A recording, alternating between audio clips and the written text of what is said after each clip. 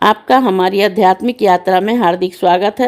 आप सुन रहे हैं शिव महापुराण, जो सनातन धर्म के ही अनमोल ग्रंथों में से एक है।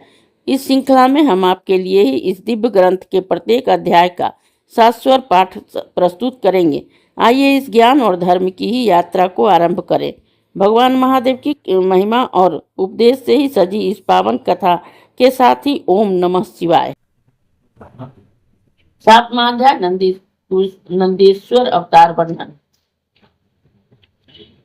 नंदी के ईश्वर बोले कि वहां जाकर मैं धीरता पूर्वक एकांत स्थान में वह कठिन तप करने लगा जो मुनियों को भी दुर्लभ है। मैंने अपने हृदय में ही पंचमुख सदाशिव का ध्यान किया, जो कमल में ही त्र्यंबक देव, 3 नेत्र, 10 भुजा वाले और परम शांत है।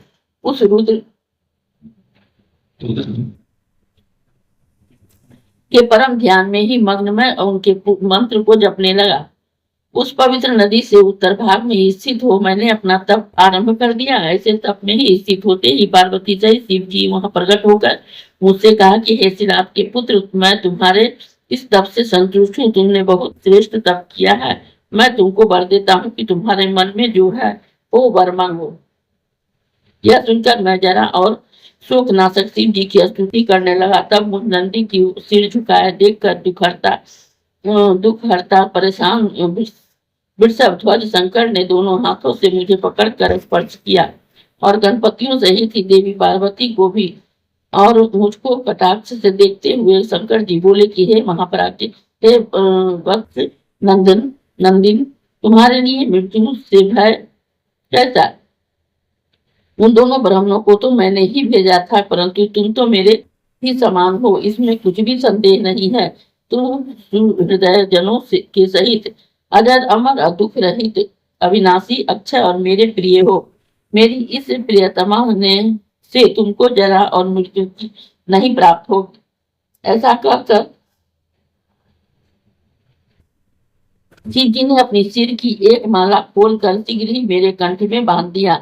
उस माला को बांधते ही मैं 3 नेत्र और 10 भुजाओं वाला दूसरा शिव ही हो गया। और परमेश्वर ने मुझे अपने हाथों से पकड़कर कहा कि कहो अब तुमको और क्या श्रेष्ठ वर दूं। ऐसा कर वृषभध्वज ने अपनी जटाओं से ही हार के समान निर्मल जल ग्रहण कर नंदी हो ऐसा कहकर मेरे ऊपर छिड़क दिया। उससे जटोर का ही एक होता वृषभ ध्वनि स्वर्णोदक का और जम्बू दिया। उस जम्बू के लिए 5 नदियां बह चली। उस स्थान पर पंचनद नाम पड़ा तो अब तक ही जेश्वर के समीप ही वर्तमान है। जो वहां पंचनद पर जाकर स्नान कर जेश्वर शिव जी की पूजा करता है, वह निसंदेह शिव की ही सायुज्य मुक्ति पाता है। फिर शिव जी के ने पार्वती से कहा कि अब मैं नंदी को गणेश्वर पद पर ही अभिषिक्त करता हूँ। मैं इसको ही गणेंद्र किया चाहता हूँ, तुम्हारी क्या सहमति है?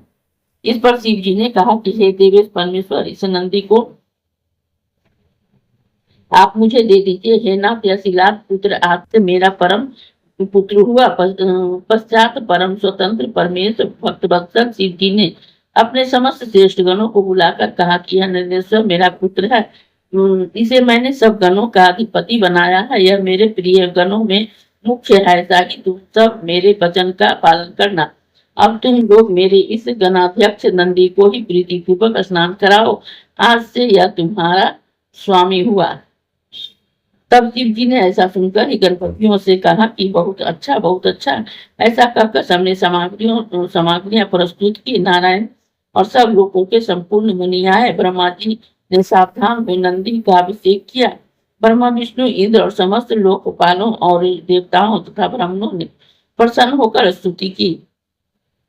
पश्चात ब्रह्मा जी की आज्ञा से उस नंदी ने विवाह किया। ब्रह्मा, विष्णु आदि ने ही प्रेम पूर्वक उत्सव किया। तब उस श्वेता नाम की ही परम मनोहर देवी, जो मारुत की कन्या थी, वह दिव्य रूपवती मेरी स्त्री हुई। मैं उसके साथ दिव्य सिंहासन पर बैठा। महालक्ष्मी ने आकर ही मुझे मुकुट आदि से सजाया।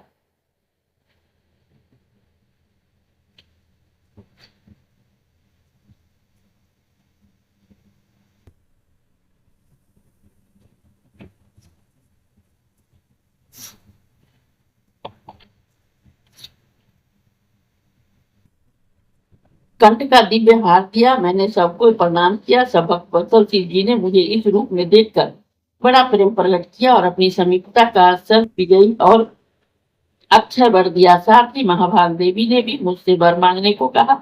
मैंने उनके चरणों में नित्य भक्ति मांगी। देवी ने एम वस्तु का मुझे ऐसा वर दिया। फिर पार्वती ने मेरी श्वेसा नामक स्त्री को पुत्र पौत्रादिकों के संपन्न रहने वाली त्रिनेत्रा जन्म रहिता और अपनी और मुझे पति में ही परम भक्ता होने का वर दिया। पश्चात सब बांधवों और कुटुंबियों सहित ही मुझे साथ ले शिव जी देवी सहित बैल पर चढ़कर अपने घर को चले। अन्य सब देवता भी प्रेम पूर्वक श्री शंकर जी की स्तुति कर निज स्थान को गए। जो मनुष्य नंदी के किसी आख्यान को श्रद्धा सहित पढ़ता है, सुनता है, वह संसार में परम सुख का भोग कर ही परलोक में उत्तम गति प्राप्त करता है। इस प्रकार शिव जी का 43 अवतार हुए। इस अध्याय के श्रवण हेतु आपका हृदय से धन्यवाद। हम आशा करते हैं कि शिव महापुराण की यह दिव्य कथा आपको आध्यात्मिक शांति और गहन ज्ञान प्रदान कर रही होगी। कृपया अगले अध्याय के लिए हमारे साथ जुड़े रहें और अपने सुझाव एवं भावनाएं कमेंट के माध्यम से अवश्य साझा करें। धर्म, भक्ति और ज्ञान की इस पावन यात्रा में आपका साथ हमारे लिए अत्यंत मूल्यवान है। ओम नमः शिवाय। यदि यह प्रस्तुति आपको पसंद आई हो, लाइक करें, कमेंट करें, सब्सक्राइब जरूर करें, बेल आइकॉन दबाना ना भूलें ताकि अगला अध्याय आपसे छूटे नहीं। और इस पावन ज्ञान को ही शेयर करें अपने परिवार और मित्रों तक।